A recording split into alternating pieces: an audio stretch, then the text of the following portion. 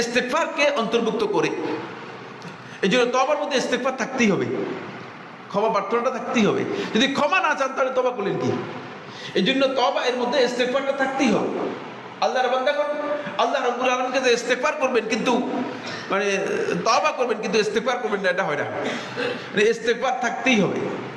এই জন্য আল্লাহ রাব্বুল আলামিন ইস্তেগফারের প্রত্যেকটি জায়গার মধ্যে তওবাকে কি করেছেন? আল্লাহ তাআলা যুক্ত করে দিয়েছেন।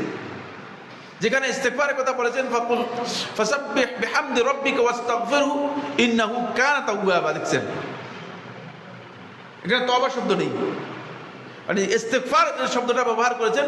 ইস্তেগফারের নতিজা হচ্ছে আল্লাহর বান্দা যখন আল্লাহ তাআলার কাছে ক্ষমা প্রার্থনা করবে, এর রেজাল্ট হচ্ছে সে তওবার মাধ্যমে আল্লাহ তাআলার কাছে ফিরে আসলো। রেজাল্ট হচ্ছে কি? তওবা। ফলে এই জন্য আল্লাহ তাআলা বলছে ইন্নাহু কানা তাওয়াবা, আল্লাহ তাআলা হচ্ছে তওবা কবুলকারী।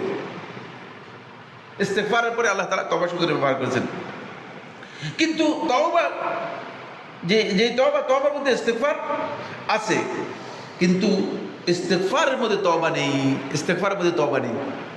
ইস্তেগফারের মধ্যে শুধুমাত্র ইস্তেগফারটা রয়েছে। এই জন্য আল্লাহ তাআলা কোরআনে কারীমের মধ্যে কোথাও তওবার কথা উল্লেখ করেছেন, কোথাও ইস্তেগফারের কথা উল্লেখ করেছেন, কোথাও তওবা এবং ইস্তেগফার দুইটার কথা উল্লেখ করেছেন। যে আয়াতটি আমরা তেলাওয়াত করেছি সেই আয়াতের মধ্যে দেখেন এখানে ইস্তেগফার এবং তওবার কথা আল্লাহ রাব্বুল আলামিন কি করেছেন? উল্লেখ করেছেন, যাতে করে আল্লাহর বান্দাগণ ইস্তেগফার এবং তওবা দুটেই মূলত আল্লাহর বান্দাগণ করতে পারে।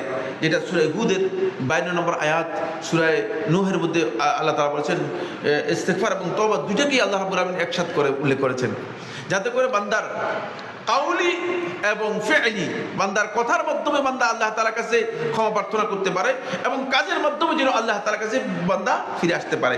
এই জন্য আল্লাহ সুবহানাহু ওয়া তাআলা এটি বলেছেন।